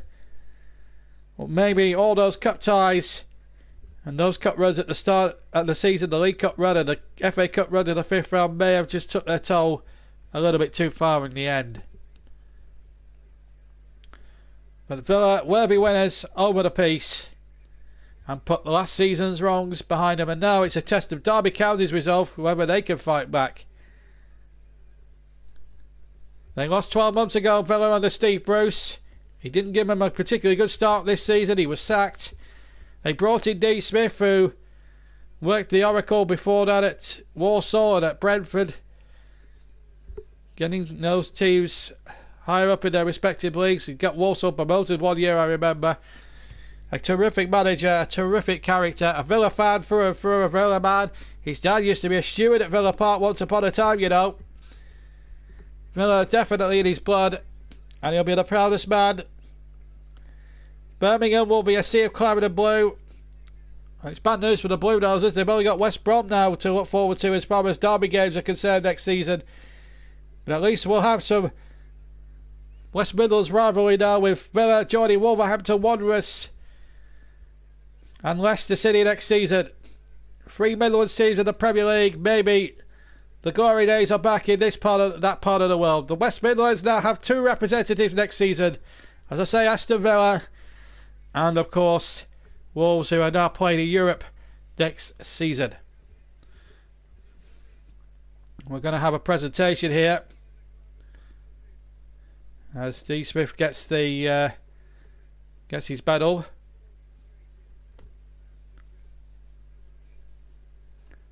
And of course Sean Garvey, the chairman of the Football League, is there in attendance as well. And what a day it has been.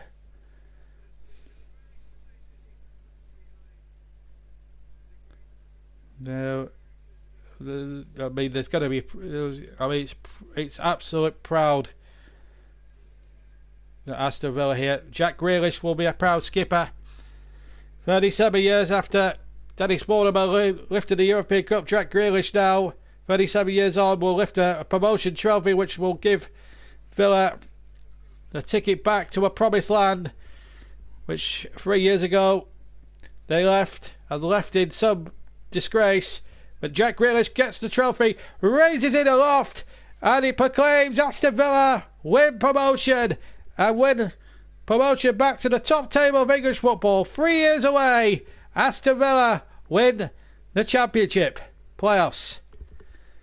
We'll get some reaction. We're just going to take a 5-minute break, and we'll try and get some reaction from Dean Smith and from Frank Lampard before we leave you. But we're going to take a 5-minute break, and after that break we'll catch up with some of the reaction from today's playoff final, which Villa have beaten Derby County by 2-1. Don't go anywhere.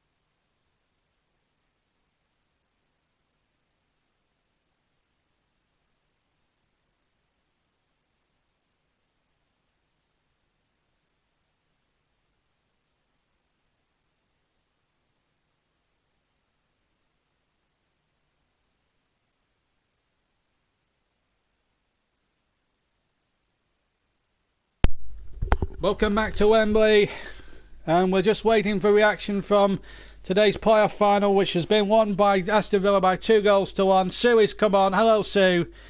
Can I just say personally, it really struck a heart with me, did that, Sue, and it really does strike a heart in my. It really does strike a heart with me when these things come about, and I very much enjoyed your comment, and I hope you enjoyed my reply back. And it means the world to me, really, as regards all that, because you know you want to enjoy these moments forever and a day. Hopefully, we'll get some reaction from this intriguing playoff final, which has been won by 2-1 today by Aston Villa. I've enjoyed myself today, Sue, and I knew you would listen. I knew you'd be listening in, and we enjoy it. And Russ wastes no time, doesn't he? He is one of our staff commentators, I should also tell you, Sue. But Russ, she loves me. Only kidding. No.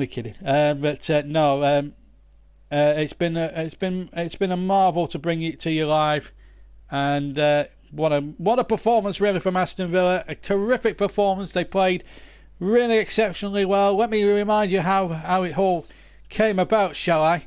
Because it's important that we talk to you about this. First of all, the first goal came after 44 minutes, crossing from El Mohammadi, and a brave, well-timed header from 6 yards by El Ghazi, who's really didn't set his world alight in the semi-finals. It must be said, but it drifted into the corner. I'll answer that question in a minute. I'm just recapping the game. And then in the second half, Villa then went 2 up, crossing from the left-hand side. John McGinn darted in. Roos, a very, very suspect goalkeeping as he went to try and catch it, was in no man's land, and John McGinn said, "Thank you very much, I'll help myself," to a second goal, and it put Villa 2-0 into the lead, and on their way to glory, as it turned out in the end. And Derby had to rally round at that point, 2-0 down and looking completely out of sorts. They pulled one. They brought on Waghorn. They brought on as well.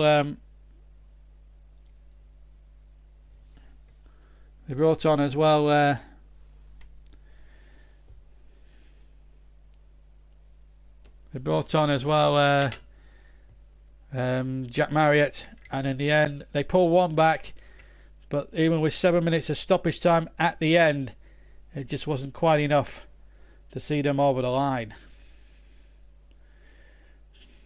But Villa the winners, and deservedly so as well. We haven't been able to get any reaction yet. But what a performance it has been. Will I be streaming? Well, it depends on how the fixtures pan out, Michaelis. But we will look at that for you. It might be a bit on the biased side towards Burnley, by the way, but I'm sure you can put up with that. But what I will say is that it's been a remarkable final. It's been amazing. I've enjoyed every single minute of it, and I hope you have enjoyed it as well. We might be struggling to get some reaction at the moment, but bear with us and see what we can do.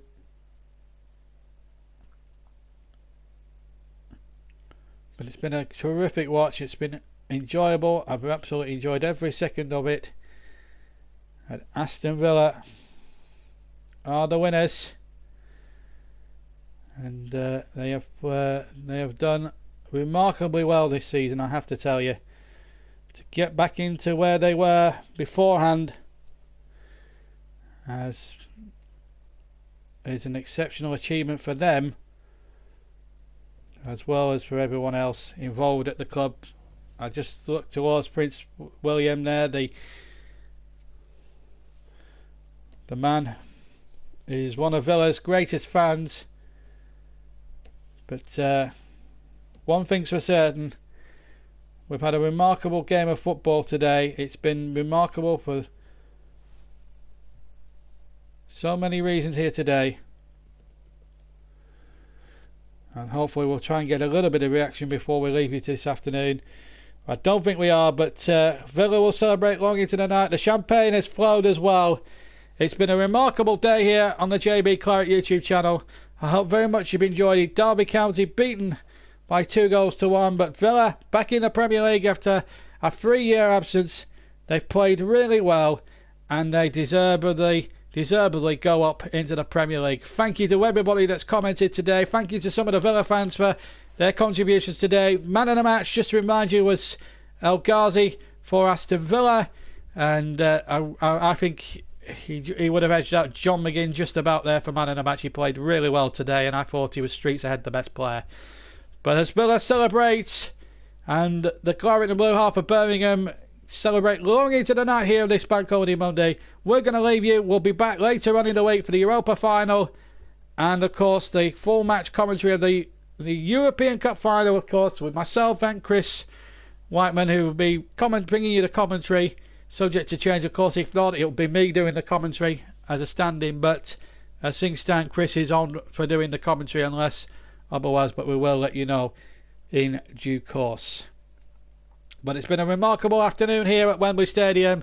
I hope very much you've enjoyed it. Villa the winners, and Villa Park will host Manchester United, Liverpool, Everton, will host Manchester United, Liverpool, Chelsea, Tottenham, Arsenal, Manchester City, and of course Burnley next season, amongst others.